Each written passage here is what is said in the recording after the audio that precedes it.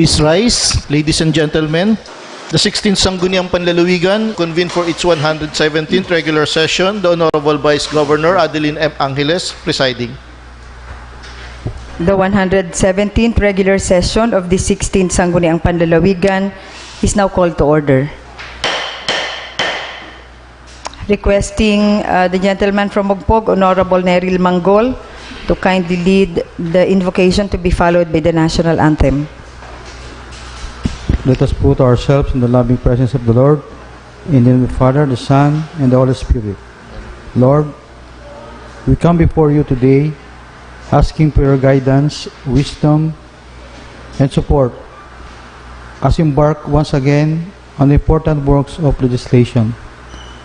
Continue to remind us, Lord God, that all we do here today, all that we accomplish, is for the pursuit of truth and for service of humanity, especially our people. Please bless all our effort so that we may be able to perform all our tasks and live up to the challenge ahead of us. Lord, be our guide in today's proceedings. May you shower us with your visions for us to think and act right as a way of serving you.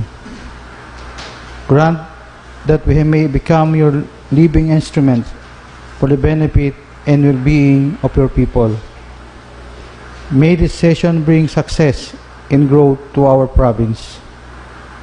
We thank you, Father, for this precious time that you have given us. In Jesus' name we pray, Amen. In the Father, the Son, the Holy Spirit, Amen.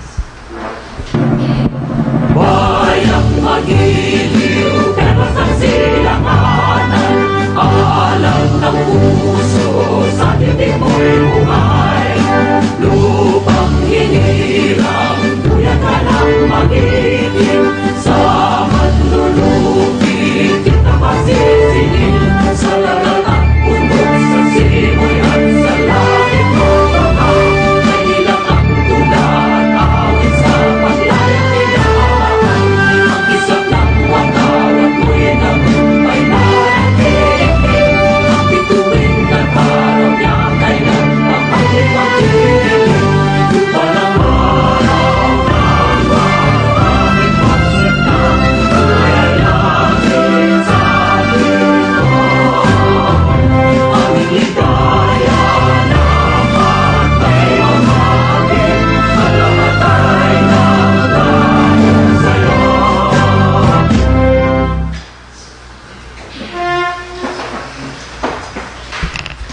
Requesting our secretary to kindly call the roll.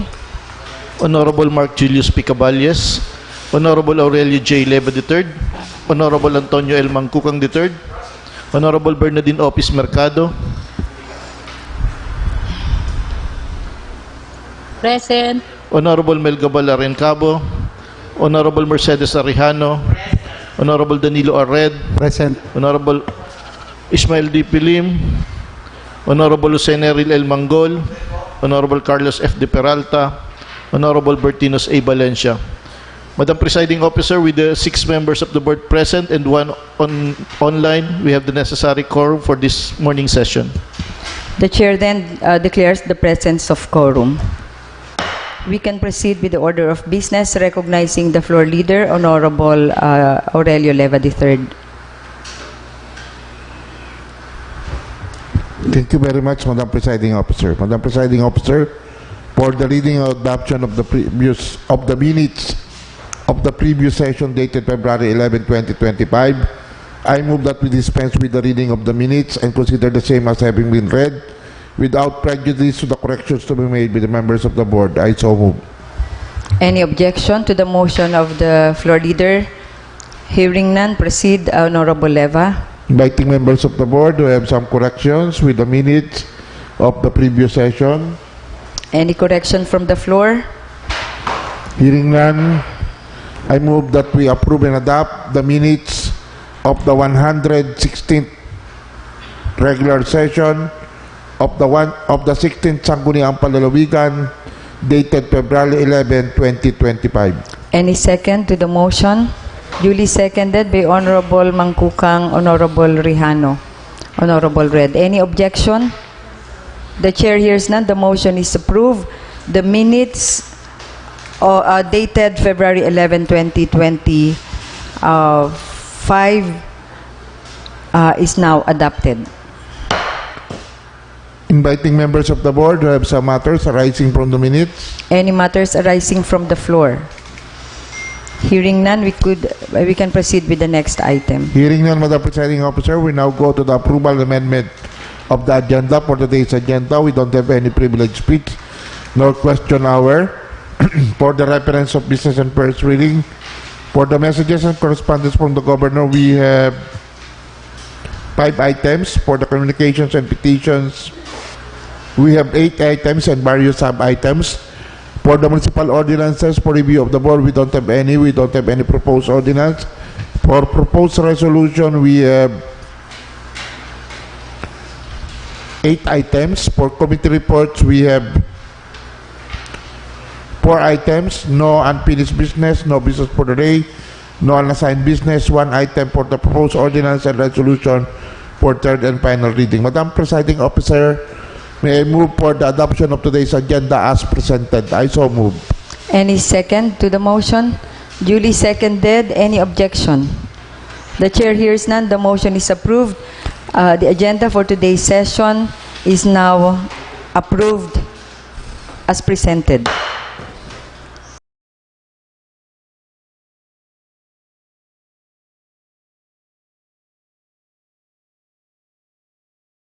I move for consideration that we add the committee report of the Committee on Rules, Laws, and Ordinances in the committee report, Madam Presiding Officer.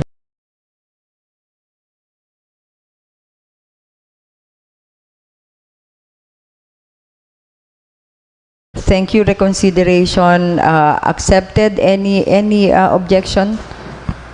The chair hears none. The amended agenda for today's session is now approved. Madam Presiding Officer, as mentioned, we don't have any privileged speech nor question hour. We now go to the committee report. May this representation be recognized for the committee report of the Committee on Local Economic Enterprise, Public Partner, and Investment Promotion. Proceed, Honorable Leva. Committee report number 566-025 on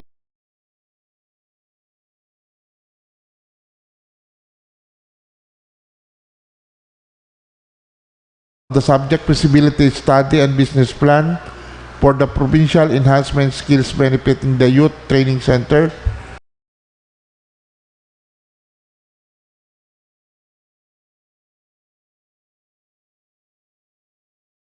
The reporting committee unto which was referred the above mentioned subject matter is now ready to submit its findings, recommendation to the August body that were adduced from the hearing conducted on February 7, 2025 for appropriate legislative action. In attendance were Vice Governor Lynn Angeles, Board Members Lim, Leva III, Manggol, and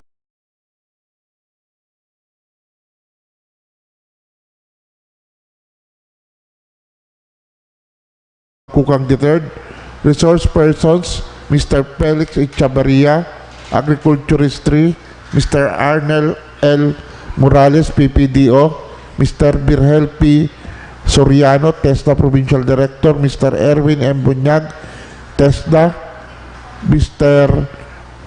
Miss Ethel Malinaw, TESDA, Miss Miriam Sadiwa, Provincial Budget Office, and Miss Alma C. Timtiman, LMD Peso.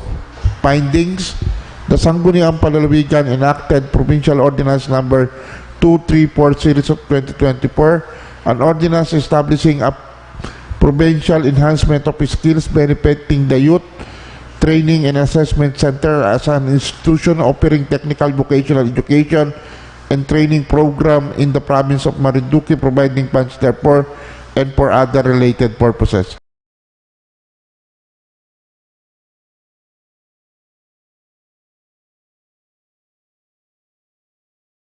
Article 6, Section 13 of the same ordinance provides that if the center is found feasible to operate as an economic enterprise upon the submission of the feasibility study and business plan, the Sangguniang Panlalawigan, upon the request of the governor, shall enact a subsequent ordinance for the purpose.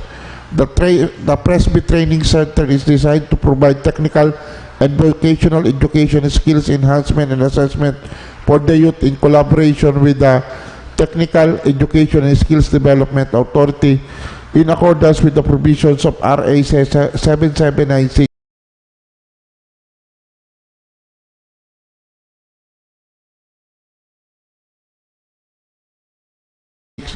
or the TESDA Act of 1994. The Presby Training Center will be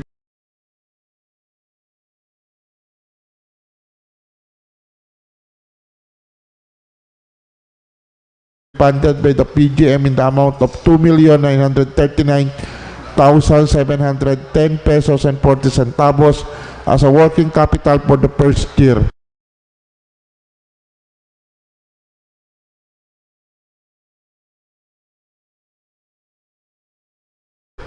Will be managed by the LMD Peso and the PEO as the project proponents, has a duration of 5 years, 2025 to 2029, has an average ROI of 133.32% with benefit cost ratio of 2.65 and net present value of 1,864,808 and 70 centavos.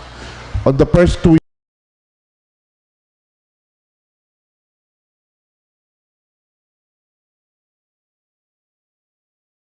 years of operation, there will be 2 short training courses in both theories and actual assessment that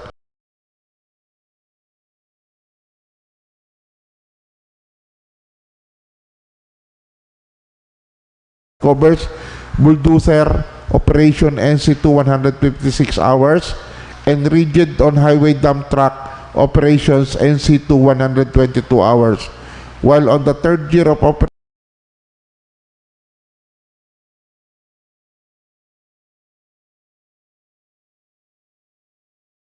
it will expand its training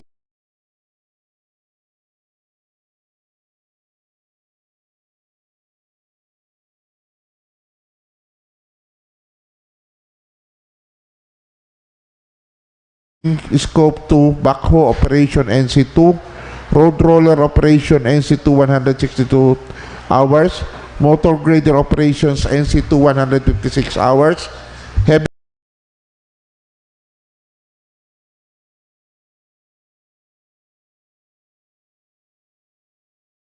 equipment operator, hydraulic equipment excavation NC2 161 hours, heavy equipment operation wheel loader 156 hours. LMD Peso in collaboration with TESDA conducted the training of trainers for excavator, wheel loader, highway dump truck and road loader last year, where several personnel from DPWH, PDRRMO and PO underwent the said training. On the aforementioned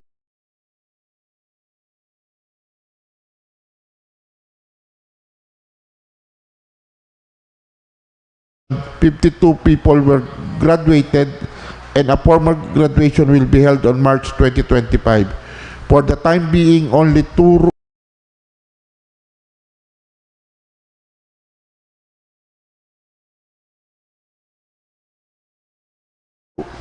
the road loader compactor NC2 is accredited under the Tibet program registration with certificate number 2024-1740 CONRRO 207073. Initial recommendations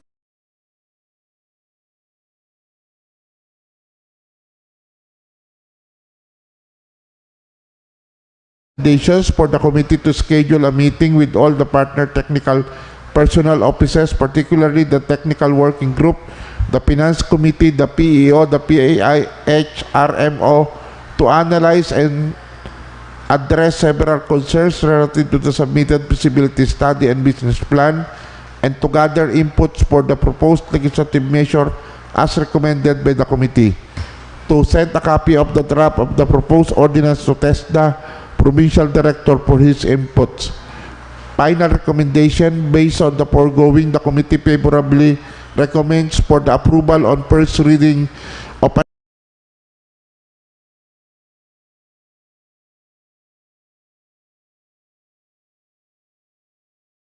an ordinance converting the provincial enhancement skills benefiting the youth training and assessment center as an economic enterprise offering technical vocational education and training program in the province of Marinduque, providing funds thereof and for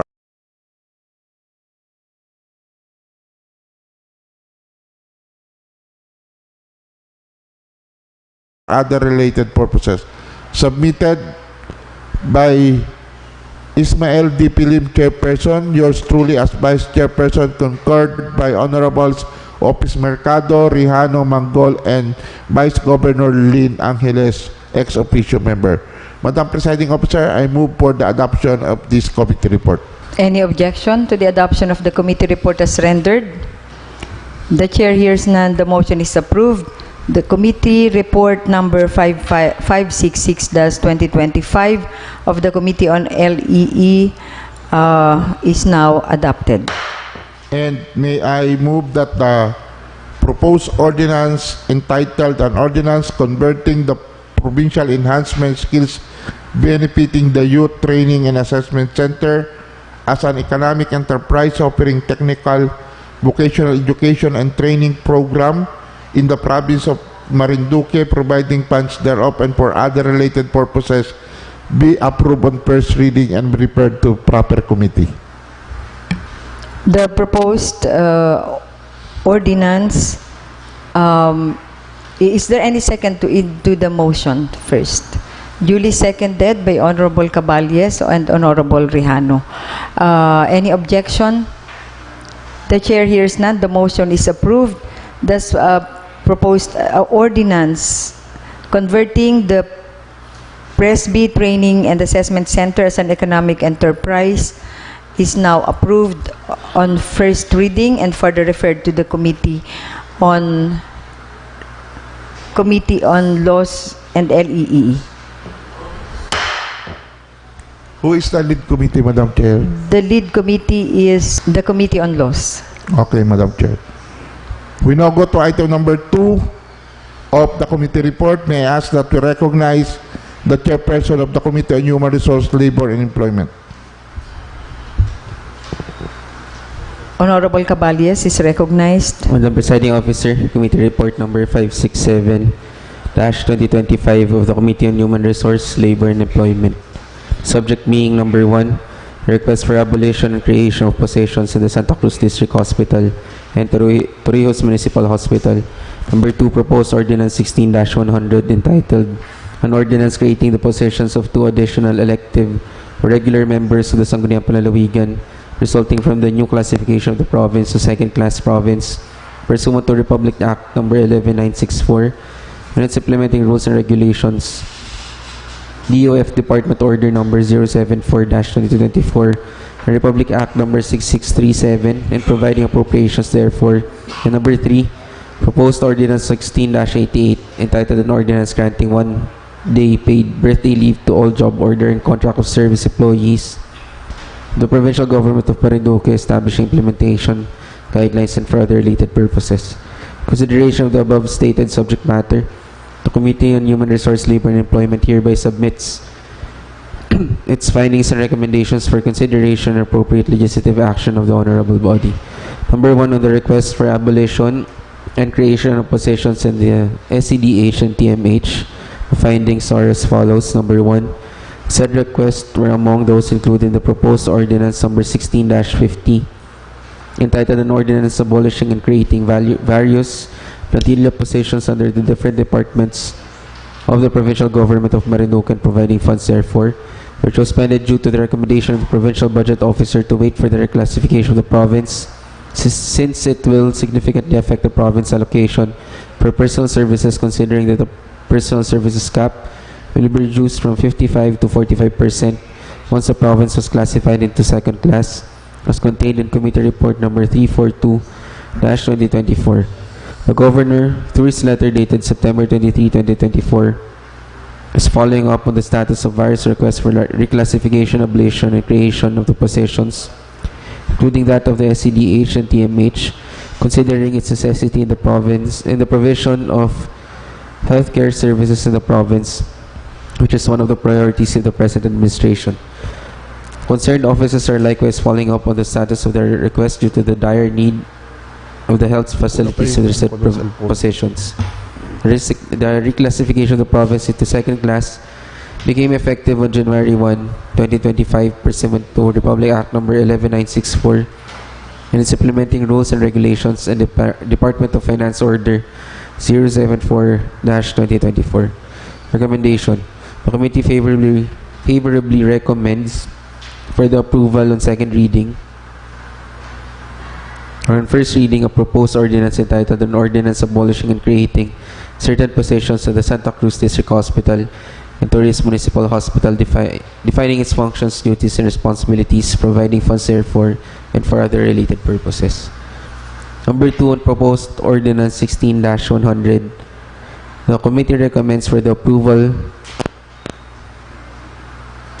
first on second reading. The proposed ordinance number 16-100 entitled An Ordinance Creating the Positions of the 2 additional elective or regular members of the Sangguniang Panlalawigan resulting from the new classification of the province to second class province pursuant to Republic Act Number 11964 and its implementing rules and regulations, DOF Department Order Number 074-2024 and Republic Act Number 6637 and providing appropriations therefore.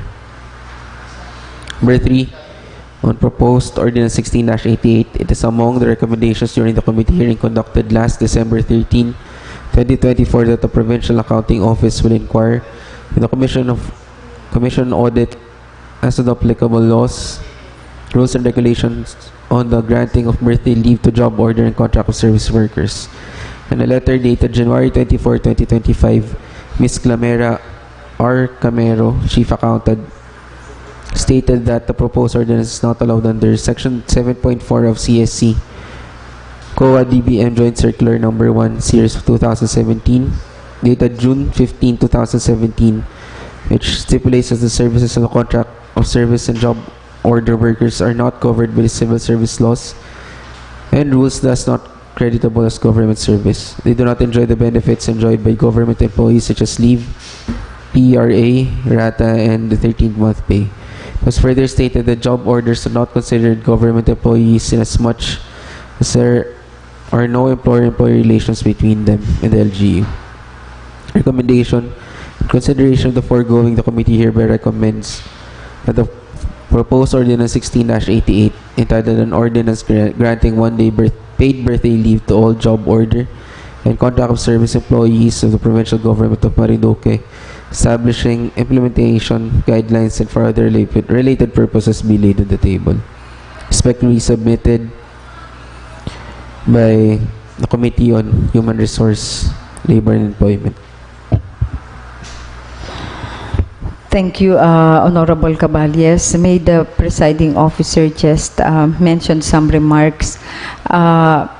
Kung naaalala dito, kasi parang the way I was reading, yun pong sa abolition and creation, parang sa atin napepend. Di pa baga that they are following up. The governor already sent a letter following up. Actually, even the HR, may instance na may sulat following up. But as I can remember it right, marami kasing mga proposed creation ng position because of the devolution transition plan. So halos sa lahat ng opisina, merong hinihirit na either i-create. Ngayon ho ay ang parang napag-usapan in the past, together with the HR also, is i-consolidate and ipa-prioritize.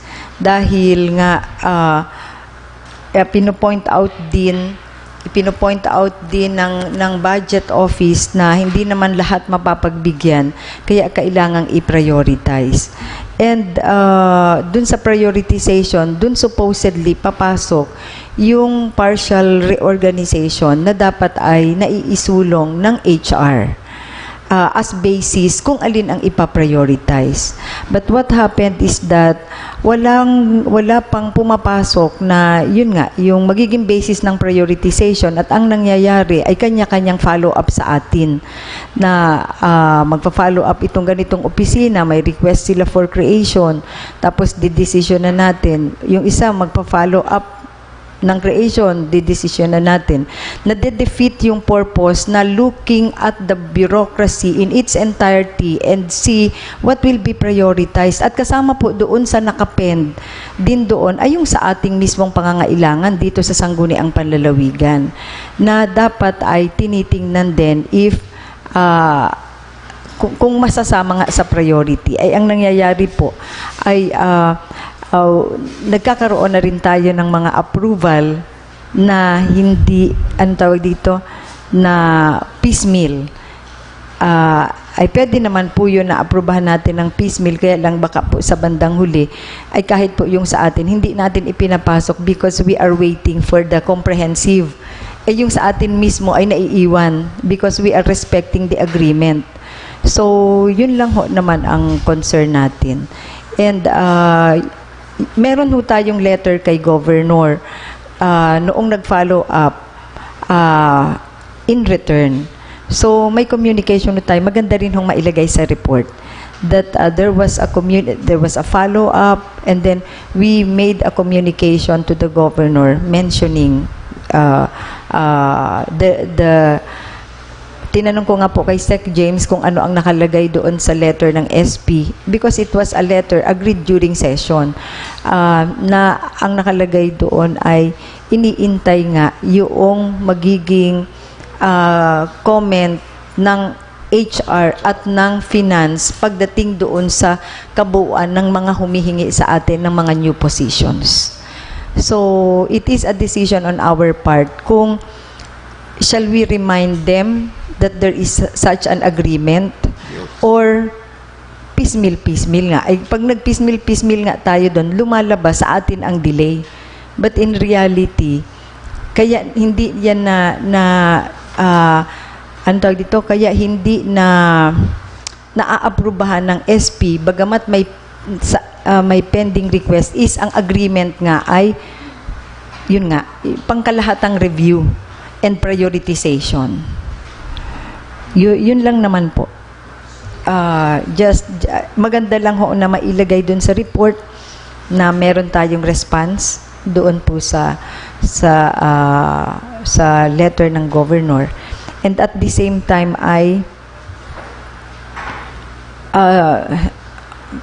forgive me with my term, i-follow up rin natin sa HR. Where is the partial, ang tawag ito? Partial Reorganization plan. Reorganization that will be the basis of prioritization.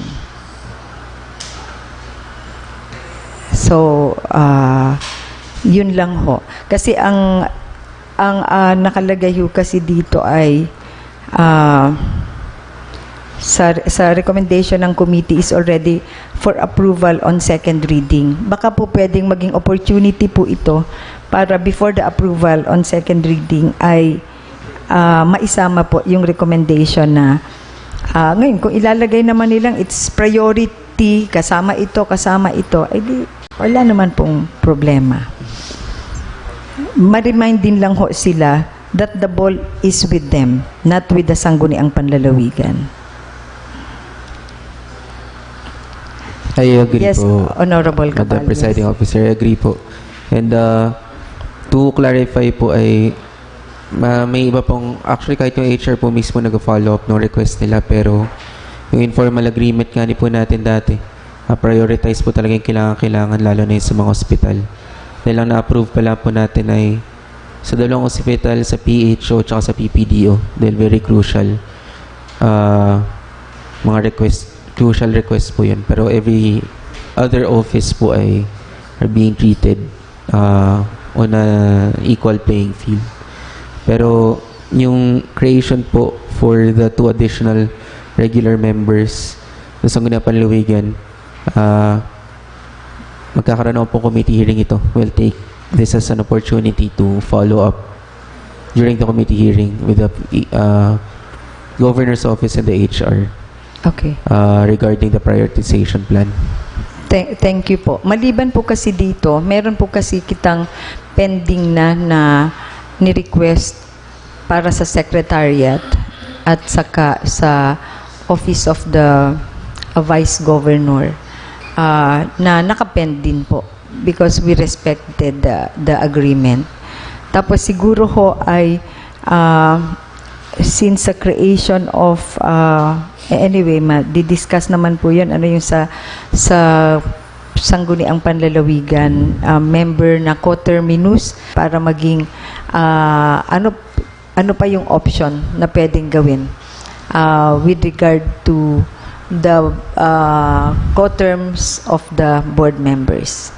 I think meron ho tayong kailangan ding gawin administratively or a decision whether or not we are going to change the classification nung co-term positions. But anyway, that can be discussed. Tama ba? I-discuss naman yun i-discuss pa yun ng committee. Sige po.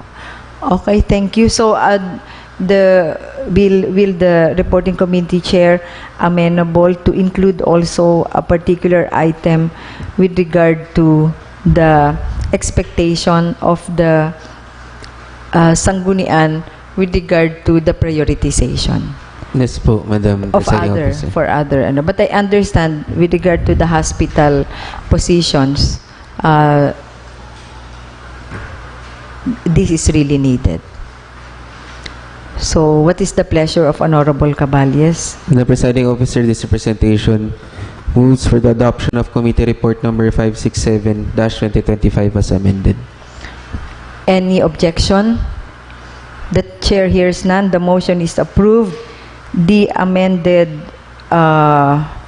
report rendered by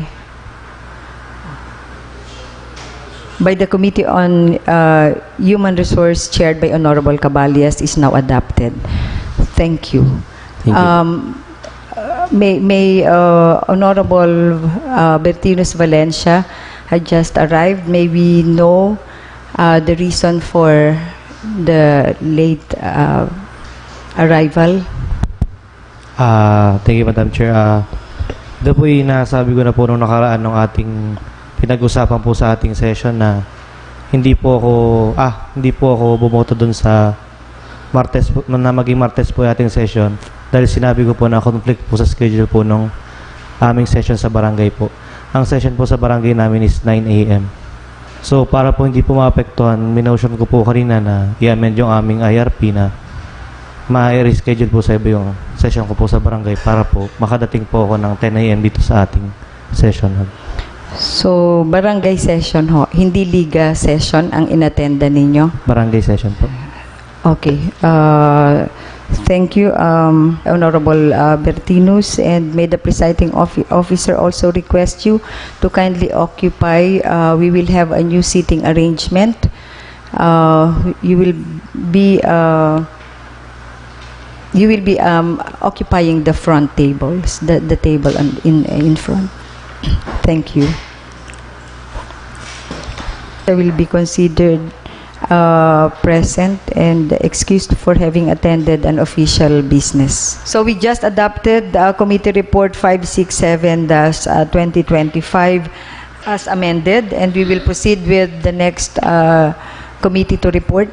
Honorable Leva, what is the next committee to report? May this representation be recognized, Madam Presiding Officer, for the joint committee report of the Committee on Rules, Laws, and Ordinances and the Committee on Youth and Sports Development. Proceed, Honorable Leva. Committee Report number 568-2025 on the Joint Committee on Rules, Laws, and Ordinances and the Committee on Youth and Sports. On the subject, proposed Ordinance 16-89 entitled An Ordinance Institutionalizing the Junior Officials Program during the annual celebration of the Linggo ng mga Kabataan as mandated under Chapter 10, Section 439 of Republic Act 7160, otherwise known as the Local Government Code of 1991. In consideration of the referral made to the Joint Committee on Rules, Laws, and Ordinances and the Committee on Youth and Sports of the proposed ordinance number 16-89 as above titled, and as an offshoot of the committee hearing held on February 7, 2025, the Joint Committee hereby submits its findings and recommendation for consideration and appropriate legislative action of this honorable body. Present during the hearing are the following: Honorable Sleva III, Valencia, Mangkukang III, Office Mercado, Manggol, and De Peralta. Resource persons, Ms. Miriam Sadiwa, Provincial Budget Officer, Mr. Rolando M. Laracas, Provincial Governor's Office, Honorable John Mark Hayag, PPSK President Boac, Honorable Kain Harold A. Grabe, PPSK President Buenavista, and Honorable Mark John M. Soleta, PPSK President Gasan. Findings: the Junior Officials Program aimed to provide the youth with a clearer understanding of the duties and functions of the government officials and employees, and understanding of the government processes and procedures, and encourage them to become a good community leaders by allowing the junior officers to hold office as boy and girl officials, which shall perform such duties and conducts such as activities provided in the ordinance enacted pursuant to Local Government Code of 1991. The municipality of Mogpog was already implementing the Junior Officials Program, particularly during the time of Honorable Antonio L. Mangkukang III as PPSK of Mogpog. He elaborated that during the time, the junior officials were being elected by the student government in the different schools in the municipality, including both public and private schools, after which they shall sit as junior officials such as junior mayor, junior vice mayor, and others. The provincial budget officer suggested that the junior official must not assign as the primary signatories of the document and transaction of the provincial government, considering the accountability of the actual officials and officers, but they may be allowed as marginal signatories. Initial recommendations: number 1, the manner of election, designation, and appointment of junior official must be specified in the ordinance. Number 2, aside from the certificates to be given to the junior official, they shall also be given a resolution from the Sangguniang Panlalawigan. The allowances to be given to the junior official shall be based on the existing guidelines in granting of per dime. Number 4, the funds for the implementation of this ordinance must be provided under the Office of the Governor, since there is no specific budget yet for the PYDO. The mandate of the municipalities to enact respective ordinances, institutionalizing the Junior Officials Program at the municipal level. Final recommendation: the Joint Committee hereby recommends for the consideration and approval on second reading of the proposed ordinance 16-89 entitled An Ordinance Institutionalizing the Junior Officials Program during the annual celebration of the Linggo ng mga Kabataan as mandated under Chapter 10, Section 439 or Republic Act 7160, otherwise known as the Local Government Code of 1991. Submitted by yours truly as the chairperson of the Committee on Rules and Ordinances, and Honorable Bertinos A. Valencia as the chairperson of the Committee on Youth and Sports, concurred by Honorable Caballas, Office Mercado, Manggol, De Peralta, and Honorable Adeline M. Angeles, Vice Governor and ex officio member. Madam Presiding Officer, may move for the adoption of Committee Report number 568, Series of 2025. Any objection? The chair hears none. The motion is approved. And committee report number 568, thus 2025, rendered by the reporting committee chair on behalf of the joint committees, is now adopted. Madam Presiding Officer, may this representation be recognized again for the joint committee report of the Committee on Local Economic Enterprise, Public-Private Partnership and Investment Promotion, Committee on Agriculture and Aquatic Resources, and the Committee on Tourism Development. Proceed, Honorable Leva. On the subject, improvement and upgrading of Pitansi into a farm tourism site and economic enterprise. The joint committee unto which was referred the above quoted subject matter is now ready to submit its findings and recommendation to this August body that were adduced from the hearing conducted on February 7, 2025 for appropriate legislative action. Present were the members of the committee, Honorable Adeline M. Angeles, Honorable Slim Leba III, Manggol, and Mangkukang III. Resource persons, Mr. Jose Rino Labay, OIC, Provincial Tourism Office, Mr. Felix P. Echavarria, Agriculturist 3, Mr. Arnel Morales, PPDO, and Mr. Jeffrey Rodas, PDO 3. Findings: by virtue of Provincial Ordinance Number 131 Series of 2017, the Provincial Tourism and Agriculture Center was established for the purpose of attracting tourists and visitors to farm areas and for production, educational, and recreational purposes which involves agricultural or fishery-based activities, as well as to serve as venue for outdoor recreation and social gatherings. The provincial government of Marinduque intends to improve and upgrade the Pitansi into a farm tourism site and economic enterprise to bolster the tourism activity and industry in the province, which is expected to boost the local economy by drawing more tourists and creating new opportunities for both the business sector and the community. The PGM intends to seek the support of the Tourism Infrastructure and Enterprise Zone Authority or CHESA for funding assistance in the amount of 50 million pesos and the Korea International Cooperation Agency or COICA amounting to $665,000 for the improvement and upgrading of Pitansi. The PGM will allocate the amount of 10 million as initial fund for the said project, as the funding agency and the proponent of the project is the Provincial Agriculture Office.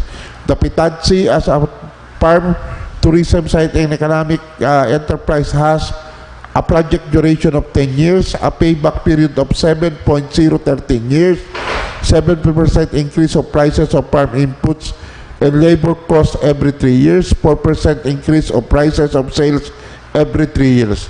Pursuant to Local Budget Circular 3 or the Manual of the Setting Up and Operation of Local Economic Enterprise of the Department of Budget and Management, a detailed business plan for the LA that covers 5 years of operation and feasibility study must be upgraded and presented to the local chief executive to be forwarded to the local Sangguniang as basis for the enactment of an LEE ordinance. Provincial Ordinance Number 94 Series of 2011, an ordinance establishing the Provincial Training Center as an economic enterprise to be known as the Center for Agricultural Resource Management and Enterprise Networking or CARMEN, and for other purposes was enacted by the 12th Sangguniang Panlalawigan in 2011 to declare the Provincial Training Center as local economic enterprise.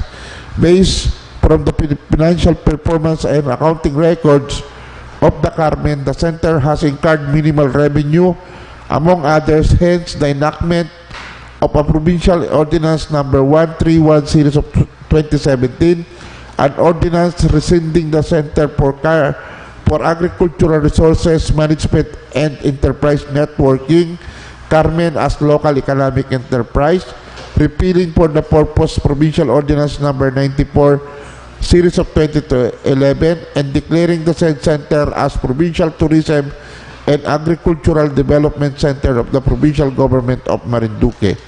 Aforementioned circular and provincial ordinances were not considered in the crafting of the feasibility study of the proposed improvement and upgrading of the Pitansi. Therefore, re-evaluation, revalidation, and research is necessary. Since tourism is privately led, it is also good to look the possibility of entering into a private-public partnership for sustainable tourism for the proposed project in Pitansi. Initial recommendation to schedule a separate technical meeting with the concerned officers department of the PGM in crafting of the business plan and re-evaluation of the submitted feasibility study for the proposed improvement and upgrading of the Pitansi into a farms, tourism site, and economic enterprise. Respectfully submitted, the Honorable Adeline M. Angeles, a Vice Governor and Chairperson of the Committee on Agriculture, Fisheries, and Aquatic Resources, the Honorable Ismael D. Pilim of the Committee on Local Economic Enterprise, and the Honorable Antonio L. Mangkukang III as Chairperson of the Committee on Tourism. Concurred by Honorable Sleva, Rihano, Office Mercado, Manggol, Incabo, and De Peralta. Madam Presiding Officer, may I move for the adoption of Committee Report number 570, Series of 2025. There is a pending motion for the adoption of the committee report as rendered. Any objection? The chair hears none. The motion is approved. The committee report as rendered is now adopted.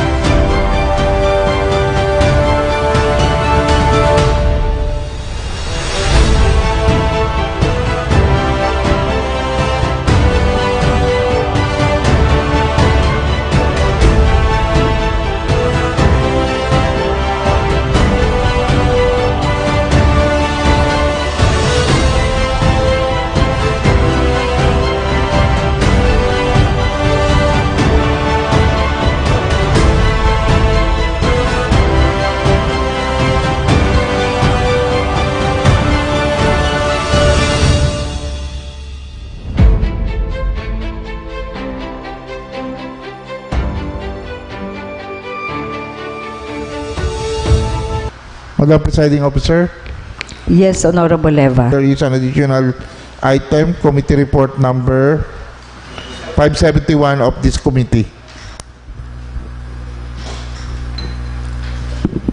May I seek recognition, Madam Presiding Officer? Yes, Honorable Leva. Committee Report number 571-2025 of the Committee on Rules, Laws, and Ordinances on Municipal Ordinance number 2025-01 of the Municipality of Torrijos, entitled An Ordinance Prohibiting Online Sexual Abuse and Exploitation of Children and Child Sexual Abuse for Exploitation Materials in the Municipality of Torrijos, Marinduque, institutionalizing the program for its prevention and eradication, and providing penalties thereafter, establishing a supportive environment for child victims and providing funds thereof.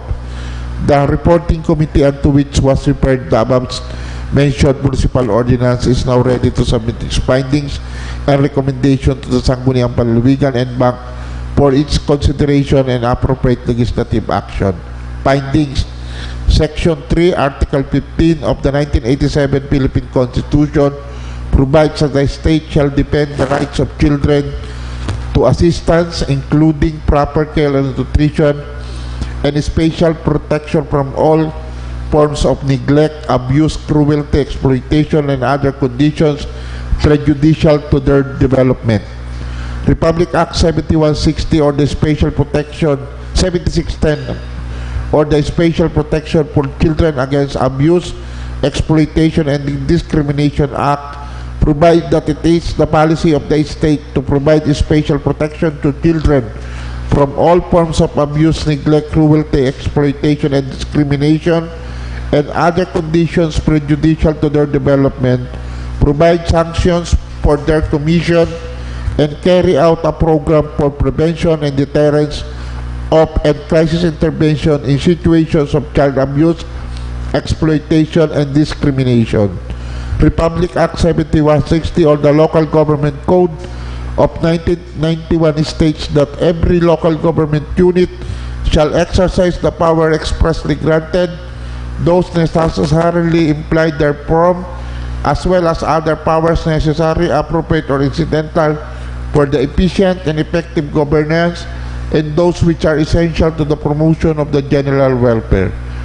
Section 3 of Republic Act 11930 or the Anti-Online Sexual Abuse and Exploitation of Children and Anti-Child Sexual Abuse or Exploitation Material provides that local government should pass an ordinance to localize effort against OSAEC and CSAM, taking into account local culture and norms, institutionalizing community-based initiative that address the same at the barangay level, establish OSAEC and CAM prevention programs, and provide a holistic local program for rehabilitation and integration under the local services welfare and development office,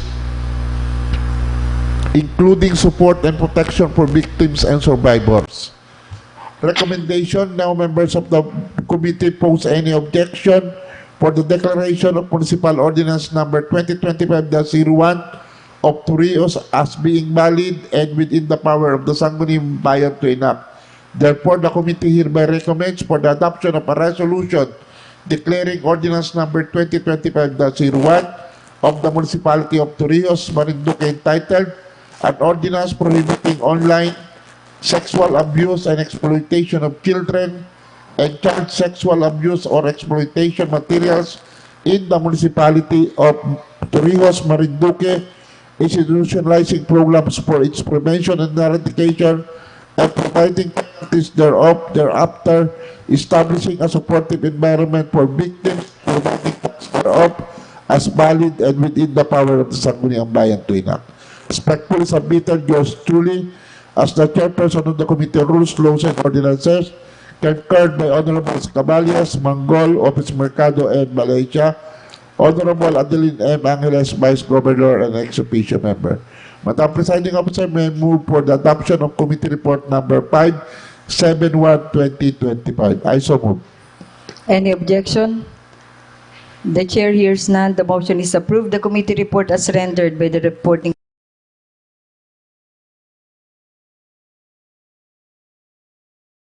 committee chair is now approved. And that the accompanying resolution be transferred to the business for the day portion of today's session. It will be transferred, the accompanying resolution as an an offshoot of the adopted report will be considered in the business for the day. Thank you, Honorable Leva. Madam Presiding Officer, at this juncture, may I ask that to recognize the chairperson of the Committee on Education, Culture, and the Arts for the sponsorship of a committee report. Honorable Red is recognized. Thank you, Madam Chair. Committee report number 16-1996. The committee formally moves for the granting authority to enter into a memorandum of agreement for work immersion partnership between Marinduque State University and Provincial Government of Marinduque, represented by Provincial Government of Marinduque, represented by Governor Presbytero J. Velasco Jr., and the Marinduque State University, represented by Dr. Diosdado P. Sulweta. I move for the adoption of the committee, Madam Chair. I so move. And the recommendation of the committee is to grant authority. to the governor? Yes, Madam Okay. Chair. So there is a pending motion. Any objection to the committee report? Any objection to the adoption of the committee report? The chair hears none. The motion is approved. The committee report as rendered by Honorable Red, favorably endorsing the MOA between PGM and MAR-SU, is now adopted. Thank you, Honorable Red. And Madam Chair, the accompanying resolution be transferred to the business of the And day. likewise, the corresponding resolution will be considered in the business for the day. Thank you, Honorable Red. Thank you, Madam Chair. Yes, Honorable Leva. Madam Presiding Officer, may this representation be recognized for the committee report of the Joint Committee on Rules, Laws, and Ordinances and the Committee on Education, Culture, and Arts. Proceed, Honorable Leva. This has something to do with the request of the governor for an authority to represent the province in entering into a memorandum of agreement with the Department of Science and Technology, Forest Products and Research Development Institute, the local government of Marinduque, the Technical Education and Skills Development Authority, and the Provincial Science and Technology Center in the matter of the proposed partnership for the Lilok, likaing obra mula sa kahoy, valuing the wood carving industry in the province through cultural and environment conservation. The local wood carving industry in Marinduque is a living testament to the culture, history, and craftsmanship. For generations, skilled artisans have shaped intricate designs from wood, creating masterpieces that tell stories of tradition and heritage. Yet, despite its cultural significance, this industry faces challenge that therein its sustainability. This partnership is envisioned to serve as a catalyst for economic growth.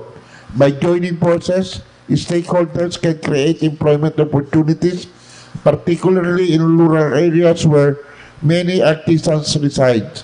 With proper financial support and investment, small enterprise can expand, artisans can increase their earnings, and communities can thrive. Beyond financial benefits such as partnership ensures that traditional craftsmanship is passed down to future generations, safeguarding the cultural identity embedded in each carved piece. It is for this reason that the Joint Committee recommends to grant authority to the local Chief Executive, Honorable Prospero J. Velasco Jr., to enter into a memorandum of agreement for Lilok, likhain obra sa kahoy, valuing the wood carving industry in the Philippines through cultural and environmental conservation.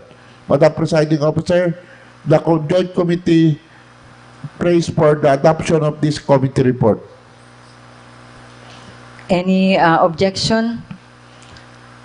Hearing none, the motion is approved. The committee report as rendered by the reporting committee chair, Honorable Leva, is now adopted. And that the accompanying resolution be transferred to the business for the portion of today's session. Likewise, the recommended resolution will be considered in the business for the day. Thank you, Honorable Leva.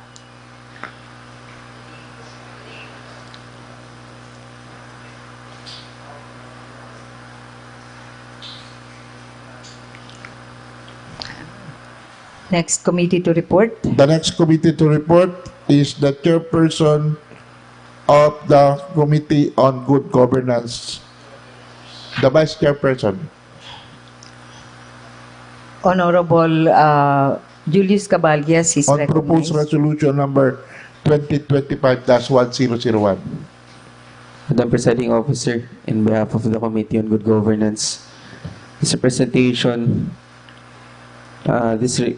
in this committee report, the committee favorably recommends the adoption of a resolution congratulating and commending the barangays of Marinduque for passing the 2024 Seal of Good Local Governance for Barangay Award from the DILG to wit: Barangay Magbangalon, Barangay Mainit, Barangay Puting Buhangin, Municipality of Boac, Barangay Bacaw Ibaba, Barangay Bangbang, Municipality of Gasan, Barangay Balanacan, Barangay Lamesa, Barangay Malusak, Barangay Payi, and Barangay Villa Mendez, Municipality of Mogpog, Barangay Bagtingon, Barangay Libas, Barangay Sihi, Municipality of Minavista, Barangay Maharlika, Poblasyon, Barangay Masalukot, and Barangay Tawiran, Municipality of Santa Cruz, Barangay Mabuhay, Barangay Malibago, and Barangay Sibuyaw, Municipality of Torrijos. Sir Carlo. Sir Carlo. Receive talaga. Yes, thank you, Honorable Caballes. Wala pa ito. So, Yung isa. it's a committee report, no? Yes. The committee is recommending.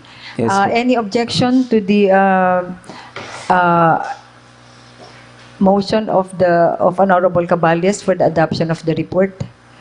The chair hears none. The motion is approved. The report as rendered is now adopted. Thank you, Honorable Caballes. Madam Presiding Officer, moving further, that the accompanying resolutions be transferred to business for the day. And likewise, the accompanying resolutions will be considered in the business for the day. Thank you, Honorable Caballes. Thank you po. Madam Presiding Officer, may I ask to recognize the chairperson of the committee, the vice chairperson of the Committee on Infrastructure for its committee report. Who will report? Bukal Red. Honorable Red, the member of the Committee on Infrastructure is recognized. That is with regard to the farm to market road. Yes. Okay. So what is the recommendation of the committee? Madam Chair, committee report number 2025, that's 1002. The committee recommends for the approval of a resolution endorsing to the Department of Agriculture and Farm to Market project in Barangay Balagasan, Boac, Marinduque. I so move, Madam Chair. Thank you, Honorable Red. Though the presiding officer introduced the resolution, may the presiding officer request a reconsideration to include DPWH. So DPWH and Department of Agriculture. Okay. Okay, thank you, Honorable Red. Yes, Honorable Leva. Why not also include the office of Congressman Lord Alan Velasco for proper Okay. budgetary allocation? Okay. Thank you. So the reporting committee chair, okay po sa reporting committee chair. Yes, okay, Madam Thank Chair. you. So there is a pending motion for the adoption of the committee report with amendment as rendered by Honorable Red. Any objection? The chair hears none. The amended committee report is now adopted. Thank you, Honorable Red. And likewise, the business of the day portion. thank you, Honorable Thank you, Red. Madam And Chair. also the recommended resolution in the report will be considered in the business for the day. Thank you, Honorable Red. Thank you, Madam Chair. The next, Madam Presiding Officer, Proceed, Honorable Leva. may I ask that to recognize the chairperson of the Committee on Education for its committee report. Yes, again, Honorable Red is recognized. With regard to what subject matter? The resolution of commendations. Apat yun? Nasa agenda? Thank you, Madam Chair. Committee report number 2025, that's 1003. Resolution congratulating and commending the learners and coaches from the Landi National High School for winning various awards in the International Students Research Fair held on February 1 and 2, 2025, and hosted by the Science Association of Indonesia. I move for the adoption of the committee report, Madam Chair. I so move.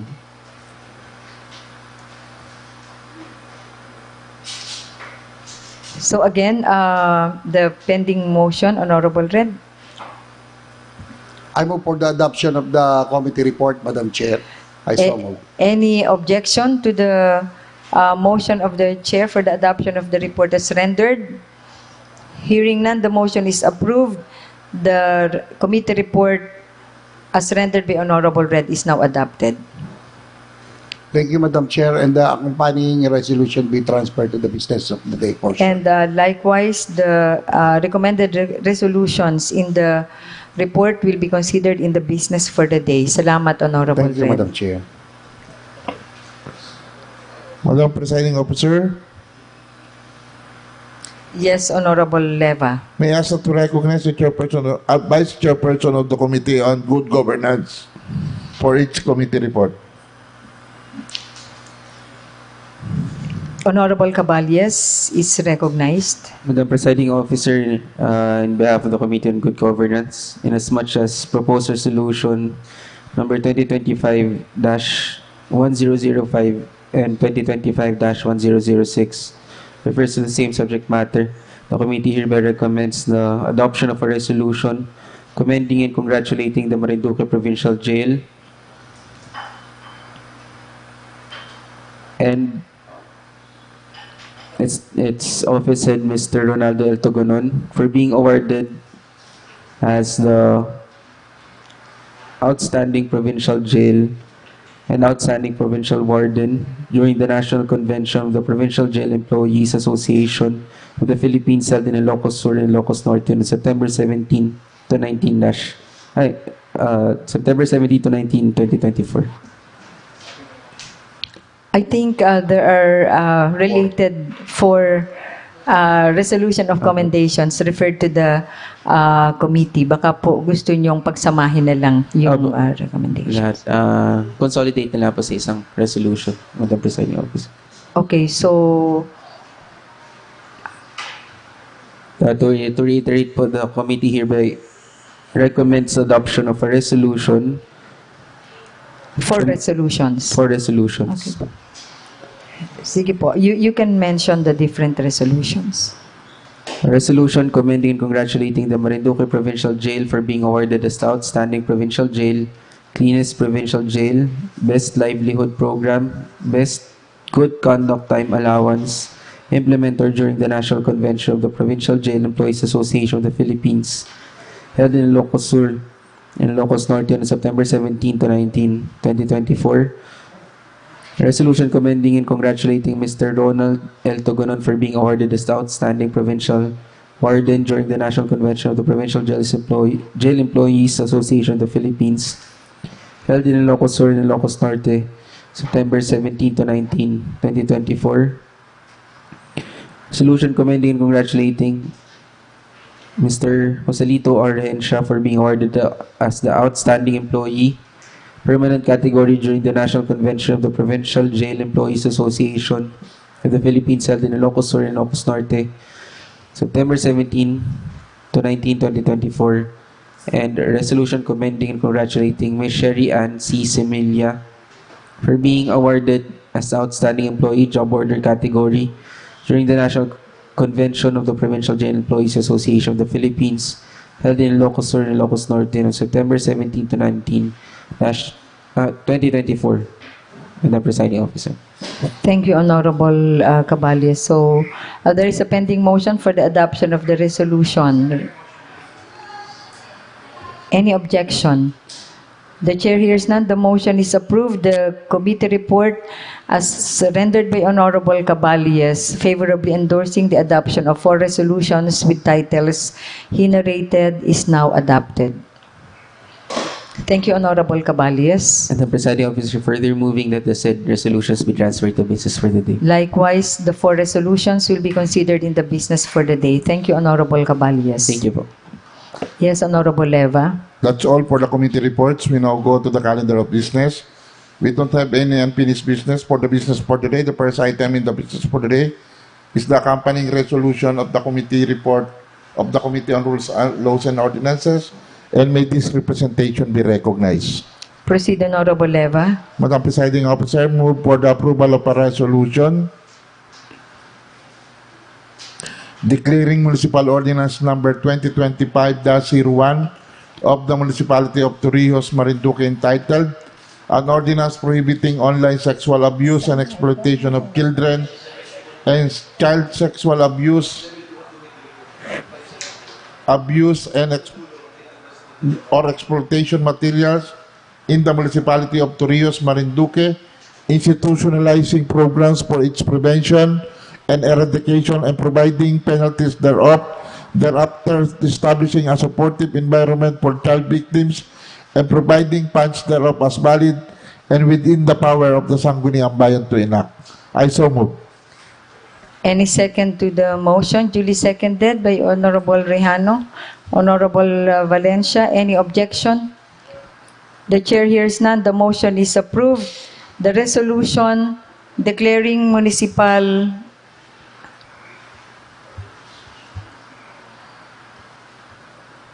ordinance number 2025-01 of the municipality of Torrijos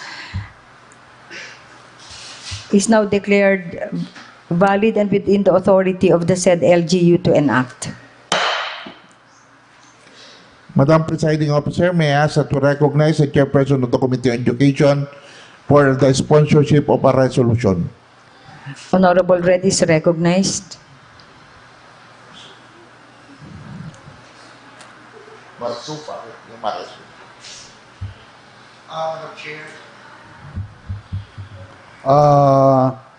I move for the approval of granting authority to enter into a memorandum of agreement for the work immersion of partnership between Marinduque State University and provincial government of Marinduque, represented by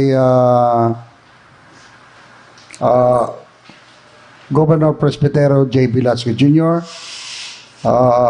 And Marinduque State University, represented by Dr. Diosdado P. Solveta. I move for the approval, Madam Chair. I so move. Any second to the motion? Duly seconded. Any objection? The chair hears none. The motion is approved. The resolution granting authority to Honorable Governor Presbytero Velasco Jr. to enter into a memorandum of agreement for work on behalf of the provincial government of Marinduque with the Marinduque State University, represented by Dr. Diosdado Solveta, for the work immersion partnership program is now approved. Thank you, Honorable Red. Madam Presiding Officer, may this representation be recognized for the sponsorship of a resolution? Proceed, Honorable Leva. Madam Presiding Officer, may move for a resolution, for the adoption of a resolution granting authority to Honorable Presbytero J. Velasco Jr. to enter into a memorandum of agreement for on and behalf of the provincial government of Marinduque with the Department of Science and Technology, Forest Product and Research Development Institute, the local government of Mogpog, the TESDA, the Provincial Science and Technology Center regarding the proposed partnership for the likhaing obra mula sa kahoy, valuing the wood carving industry in the Philippines through cultural and environment conservation. I so move, Madam Presiding Officer. Any second to the motion? Duly seconded by Honorable Manggol, Honorable Rejano, Honorable Valencia. Any objection? The chair hears none. The motion is approved. The resolution granting authority to Honorable Governor Presbytero Velasco Jr. to enter into a memorandum of agreement for and on behalf of the provincial government of Marinduque with the OST FPRDI, local government of Mogpog, Marinduque, TESDA, and the Provincial Science and Technology Center for the partnership for the LILOC project is now adopted or approved. Madam Presiding Officer, may the Vice Chairperson of the Committee on Local Good Governance be recognized for the adoption of a resolution. Honorable Julius Caballes is recognized.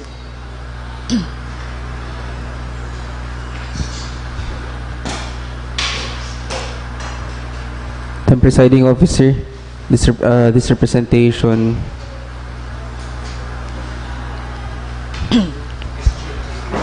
Sa warden? Tama sa ba? barangays pa ito, no?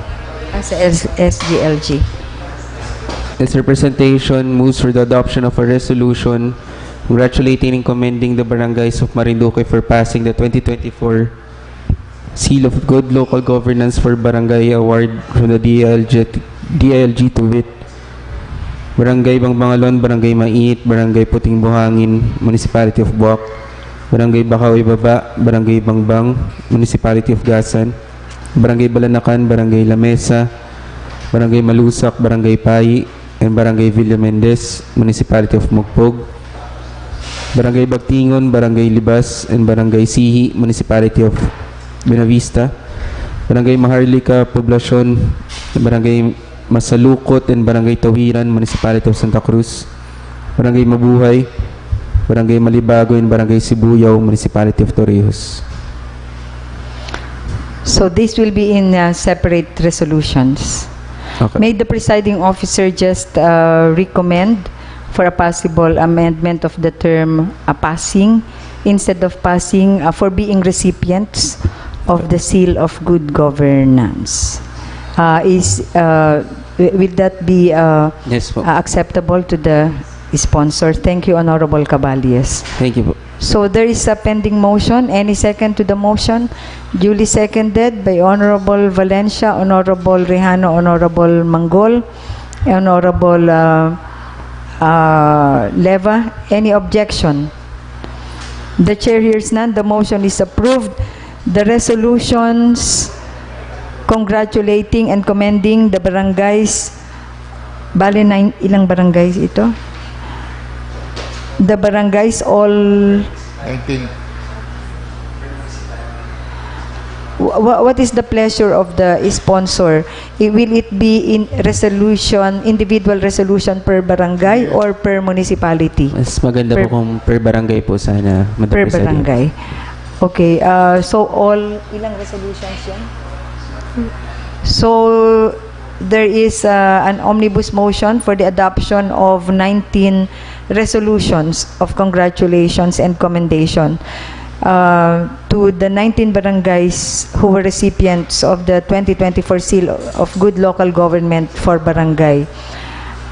Any objection? The chair hears none. The motion is approved. The omnibus motion is approved. The 19 corresponding resolution is now approved. Yes, Honorable Leva. Incidental motion, Madam Presiding Officer. May Yes, I move Honorable that the awarding of the resolutions be done during the Gawad Marinduque together with the resolution of Honorable Bertinus Valencia with regards to the municipality of Torrijos as recipient of Seal of Local Governance for municipalities. And let the resolutions be also approved by the Governor. Is there any second to the incidental motion? The motion is approved. The arrangement for the awarding will be during the Gawad Marinduque. Gawad Marinduqueño Award. Proper coordination will just be made to the executive with regard to the arrangement and program. Thank you, Honorable Leva. We now go to the resolution of the member of the Committee on Infrastructure. May the Honorable Red be recognized. Honorable Red is recognized. Madam Chair, I move for the approval of resolution endorsing to the Department of Agriculture, Department of DPWH, and the Office of the Congressman Lord Alan Velasco, the Farm to Market Project in Barangay Balagasan, Boac, Marinduque. I move for the approval, Madam Chair. I so move. There, any second to the motion? Duly seconded by Honorable Mangkukang. Any objection? The chair hears none. The motion is approved. The resolution endorsing the Farm to Market Road Project in Balagasan, Boac, Marinduque, to Department of Agriculture, to DPWH, and to the Office of Congressman Velasco is now approved. Madam Presiding Officer, may I ask that we recognize the chairperson of the Committee on Education, Culture, and Arts for the sponsorship of a resolution. Honorable Red again is recognized. Madam Chair, I formally moves for the approval of a resolution congratulating and commending the learners and coaches from the Landi National High School for winning the Barros Award in the International Students Research Fair held on February 1 and 2, 2025 and hosted by the Science Association of Indonesia. I move for the approval, Madam Chair. I so move. Before the approval, meron po ulit ito na incentive, ano po? Meron po ito, Madam Chair.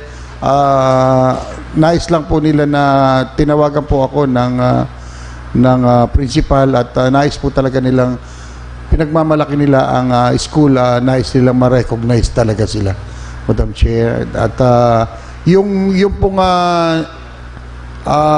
na-recognize natin ng mga estudyante ng nakaraan, up to now, hindi pa po sila nabibigyan. Yun ang malungkot doon, Madam Chair. Thank you, Honorable Red. Yes, Honorable Meron Eva. pong ginagawang work on the pipeline po ang Committee on Rules, Laws, and Ordinances with regards to the ordinance at ang iniling po ng DepEd ay laging bigyan sila ng 6 na buwan kasi mahaba daw po yung proseso ng pagkuha noong list of winners from the regional and national offices. Kaya ang ano po nila ay maamyendahan yung batas, yung ordinance from 30 days ay going 6 months. Yung official list. Ano po, yung official list. Okay.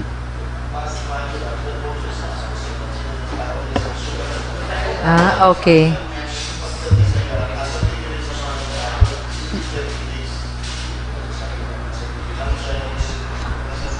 Yun ang nasa ordinance. Nasa ordinance po kasi ay 30 days. Plus, they have to submit an initial information before the competition. Yes, Madam Presiding Officer. Is there a possibility also that we make the ordinance more facilitative? Baka masyadong stringent yung Yes, requirements. Anyway, we give again the presumption of regularity and benefit of the doubt. Is it possible that a simple certification from Madam Presiding Officer, the certification will be coming from the organizer. okay. They could not attest it because it will be self-serving on their behalf if the certification will be coming from them. From them, okay. So yun po ang nila. The chair understands. Okay. So with regard to the previous, so hindi sa atin yung hindi sa atin yung pagkukulang. Oh yes po. Admittedly po yung DepEd po ang nagsasabi na natatagalan po sa kanila. That's why they are requesting for the amendment of the ordinance that instead of 30 days it be made to 66 months. And likewise, before they participate in the contest, they should submit the DepEd, not the school, but the DepEd will submit to the Office of the Governor or the PYD on the list of the contestants. Okay po, hindi pa po ba sufficient yung any certification na binibigay sa kanila during the awarding Ang as nakano po proof? ngayon ay ang dami pong fly-by-night na mga online competitions ay baka naman po hindi ina-accredited ng DepEd yung contest na yon. So even a school can participate in a national and international and world competition without the DepEd knowing it. So ang initial alot ko naman po ang nakalagay na doon sa ordinance is that before somebody participate in a contest, the school head of the said school will register to the DepEd, and the DepEd will inform the Office of the Governor through the PYDO that there is a contest to be participated in by that particular contestants or learners. Okay, thank you for the clarification, Honorable Leva. So there is a pending motion. So there is a pending motion. Any objection to the adoption of the resolution? Congratulations and commendation to the learners of Landic National High School. Any objection? The chair hears none. The motion is approved. The resolution congratulating and commending the learners and coaches from the Landic National High School for winning various awards in the International Student Research Fair held on February 1 and 2, 2025 and hosted by the Science Association of Indonesia is now adopted.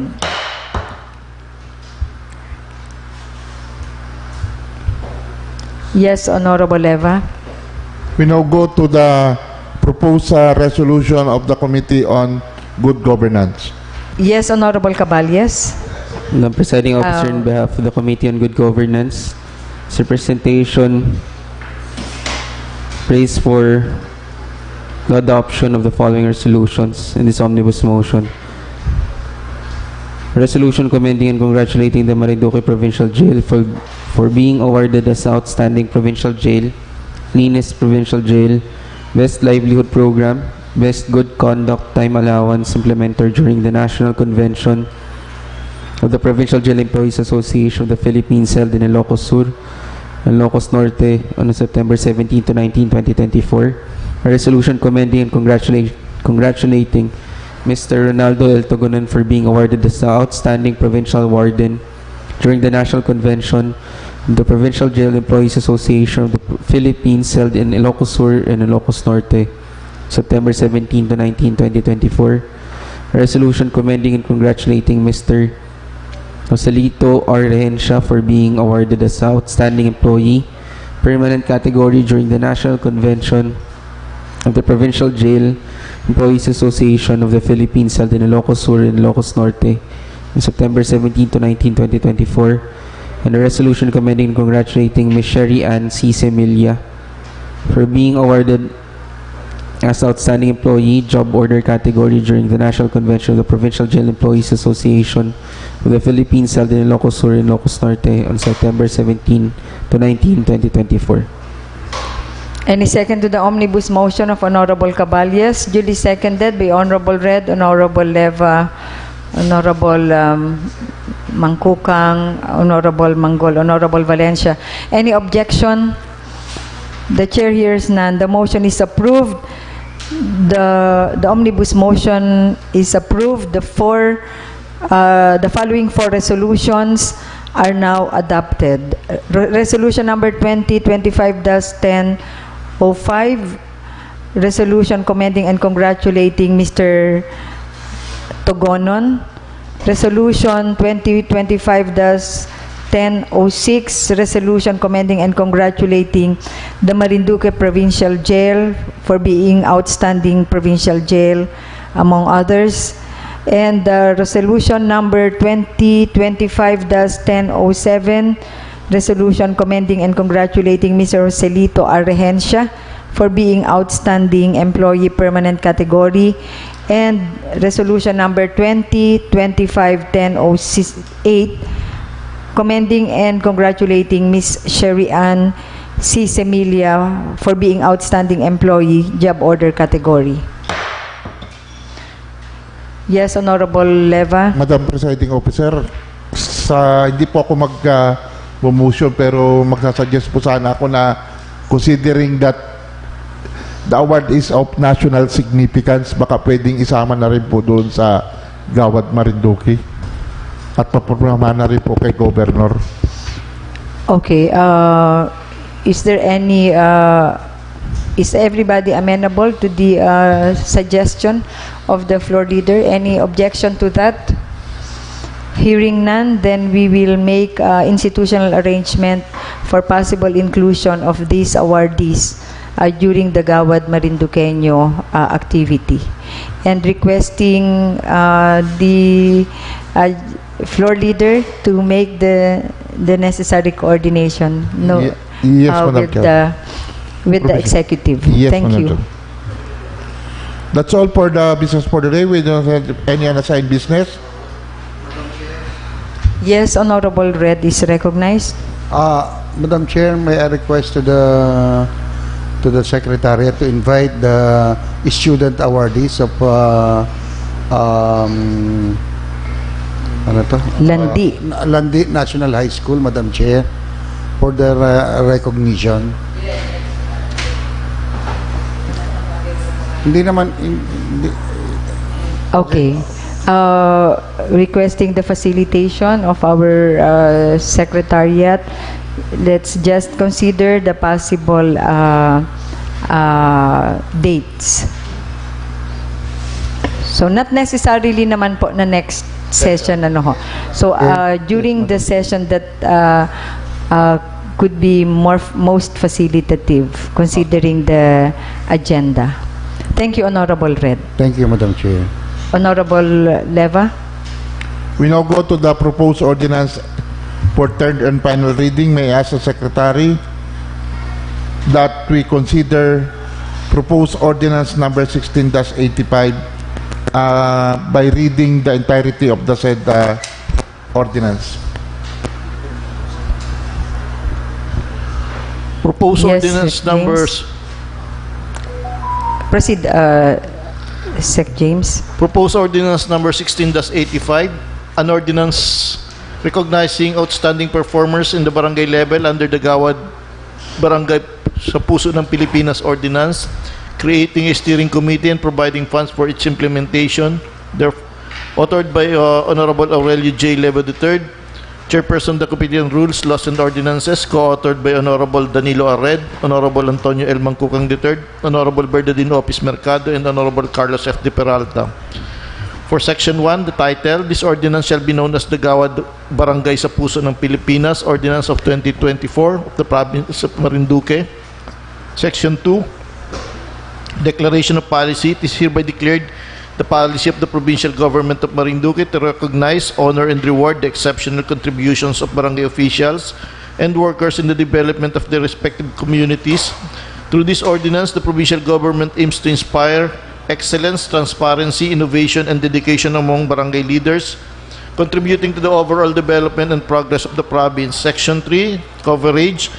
The Gawad Barangay sa Puso ng Pilipinas shall recognize outstanding performers at the barangay level, including number 1, Best Performing Sangguniang Barangay, number 2, Best Performing Punong Barangay, number 3, Best Performing Barangay Kagawad, number 4, Best Performing Barangay Secretary, number 5, Best Performing Barangay Treasurer, number 6, Best Performing Barangay Health Worker, number 7 is Best Performing Barangay Nutrition Scholar, number 8, Best Performing Daycare Center. Number 9, Daycare Worker.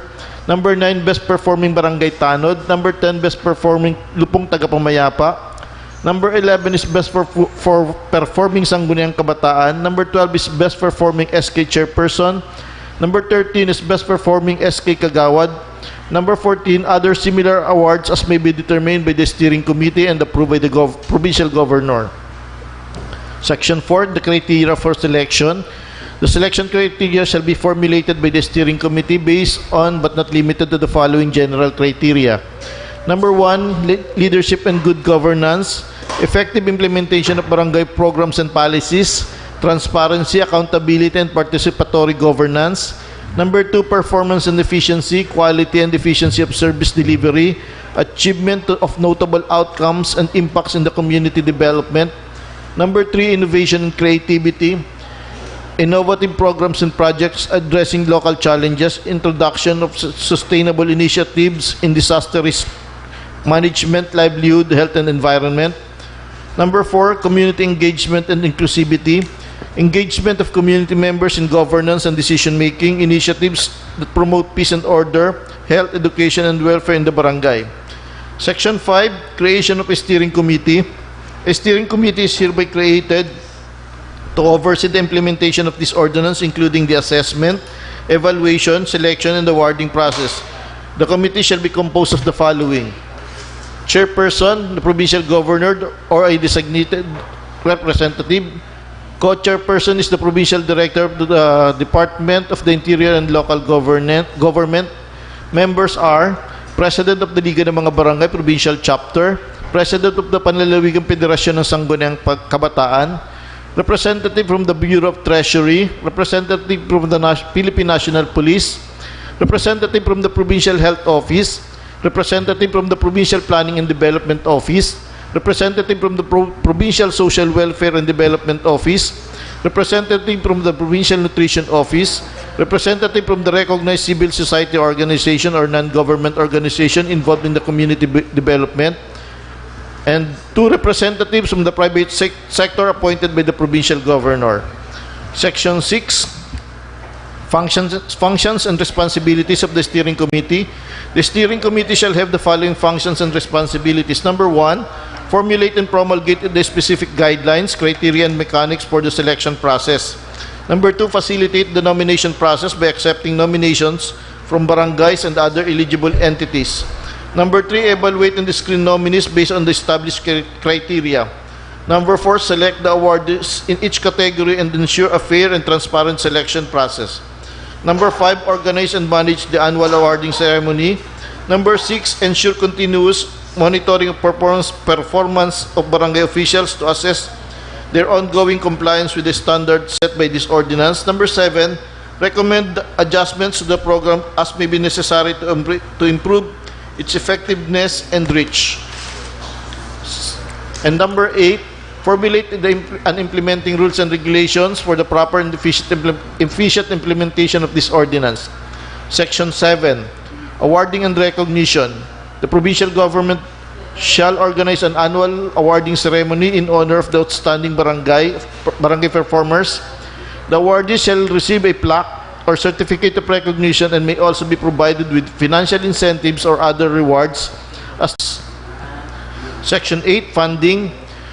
The amount of 5 million pesos shall be appropriated annually for the implementation of this ordinance, including the conduct of the selection process and the awarding ceremony. Reason or reasons, any part or provision of